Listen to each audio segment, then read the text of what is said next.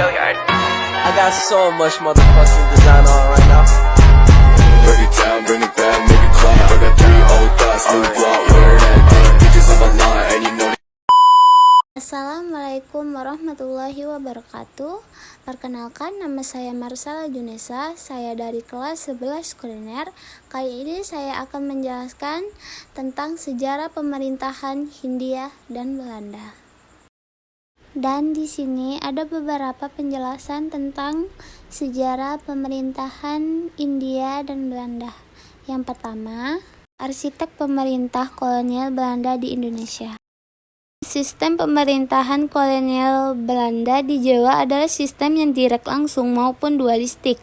Bersamaan dengan hierarki Belanda, ada hierarki pribumi yang berfungsi sebagai perantara antara petani Jawa dan layanan sipil Eropa.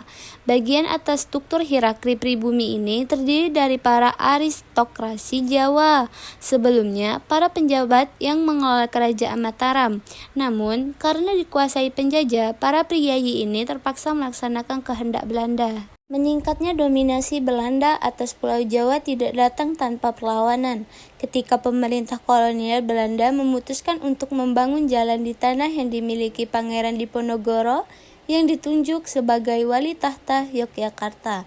Setelah kematian mendadak saudara tirinya, ia memberontak dengan didukung orang mayoritas penduduk di Jawa Tengah, dan ia menjadikan perang jihad. Perang ini berlangsung pada tahun 1825 sampai 1830 dan mengakibatkan kematian sekitar 215.000 orang. Yang kedua, tanam paksa atau sistem kultivasi di Jawa. Dengan sistem ini, Belanda memonopoli perdagangan komoditi ekspor di Jawa. Terlebih lagi, pihak Belanda lah yang memutuskan jenis dan jumlah komoditi yang harus diproduksi oleh para petani di Jawa. Secara umum, ini berarti bahwa para petani Jawa harus menyerahkan 1/5 dari hasil panen mereka kepada Belanda sebagai gantinya.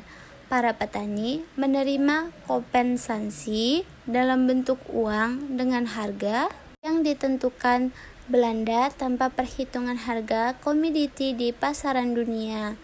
Para penjabat Belanda dan Jawa bila menerima bonus bila referensi mereka mengirimkan lebih banyak hasil panen dibanding waktu sebelumnya, maka mendorong investasi top-down dan penindasan sistem tanam paksa menghasilkan kesuksesan keuangan. Antara tahun 1832 dan 1852, sekitar 19% dari total pendapatan pemerintahan Belanda berasal dari koloni Jawa. Antara tahun 1860 dan 1866, angka ini bertambah menjadi 33%. Audio Jungle.